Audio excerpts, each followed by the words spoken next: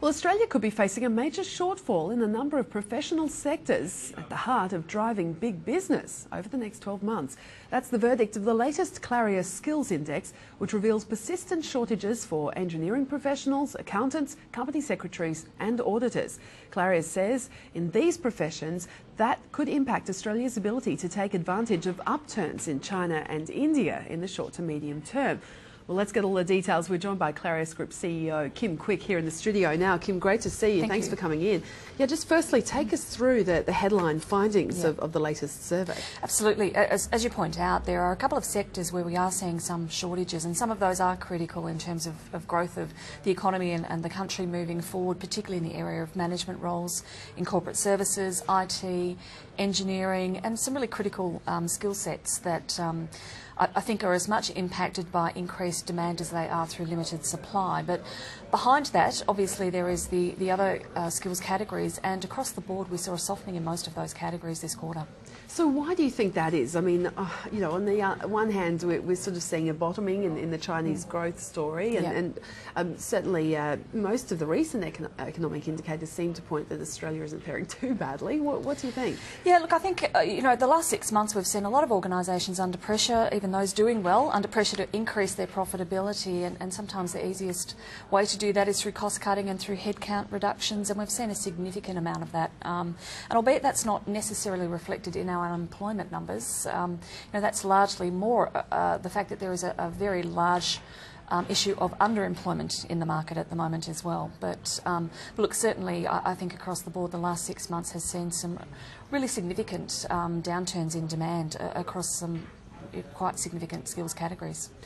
Just looking through the various categories there, where have you been seeing the most demand?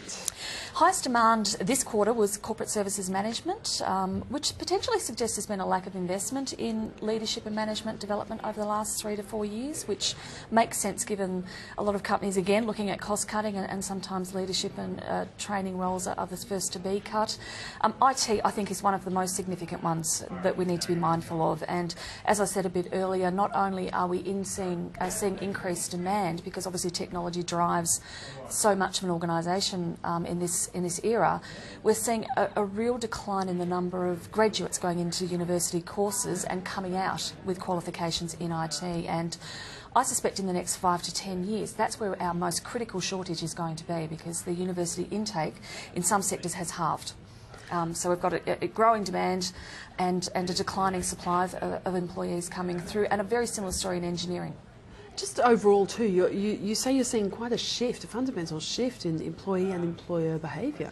Absolutely, absolutely, and you know, IT is one that really is an interesting dynamic. You would think that IT would be an appealing career path for a lot of graduates, given the opportunities and given the level of, you know, stories that we see of people with technology backgrounds doing very well for themselves. But for some reason we're not seeing that happen in the universities, and we're not really seeing that push to get graduates to go into those programs. Just looking, I guess, at some of the commentary from respected business leader Michael Chaney, chairman of Woodside and NAB, speaking about the economy heading for this growth cliff, as he calls it, if the economy doesn't become more productive. Is that your concern? I mean, do you back what he says? Absolutely. I think productivity is an issue that we've seen emerge as a problem over the last few years, and I suspect a lot of that job cutting that we're seeing now, and we talk about it in the index, that there is a high level of expectation on employees now that there really needs to be a high level of productivity coming from companies, and we're starting to see that pressure now, and it's you know, maybe too little too late, but that certainly is a challenge for us as we move forward. And you know, as you mentioned, with capitalising on growth opportunities in the major economies around us, that could be a real issue and a real challenge for us to really keep up with those economies as they develop. So you are confident, though, that we are going to see an upturn in China and India? Obviously, yeah, absolutely. I spent 2 weeks in China. I literally just got back on the weekend, and the slowing down in China, it's really been largely driven by the change in leadership that's just happened there. And I know we've heard a lot about the presidential election in the US, but we probably haven't heard that much about what's happened in China, and that's probably equally, if not more important, to our development and growth. And you know, if you speak to a lot of our colleagues in China, they suggest that a lot of the slowing down of the economy is really off the back of that change, albeit there's not a great deal of uncertainty when you're changing from one Communist Party leader to another, it has really created a little bit of concern and conservatism, but they're very confident that in the next 12 months we'll start to see that turn around very quickly.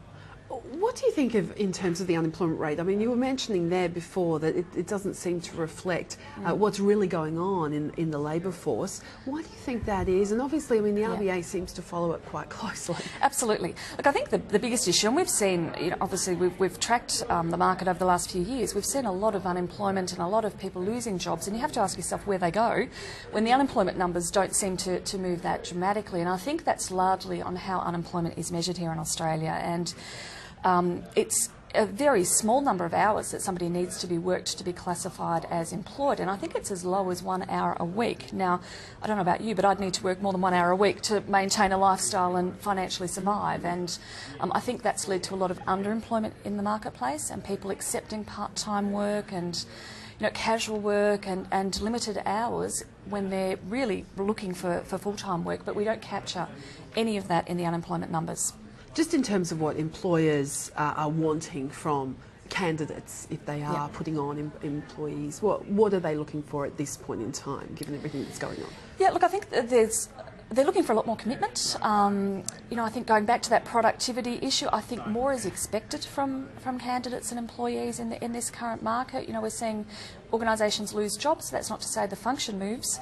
It's really just to say it's being spread around a smaller base of people, and that's a significant shift that we've seen in the last couple of years, and I expect that will continue, and we're seeing that continue, and jobs going offshore. So there's that sort of expectation that employees really need to be doing more, and I think the big impact that's had over the last 4 years or since the GFC has been, we talked a lot about Generation Y back pre-GFC and their expectations of the workforce. Well, I think that the last 5 years has been a great leveller in terms of employees now are largely respectful and grateful for having a full-time position if that's what they're looking to have. Thank you so much for joining us today and talking us through the latest findings. Kim Thank Cook you. there, CEO of Clarius Group. Well, let's just turn to the US.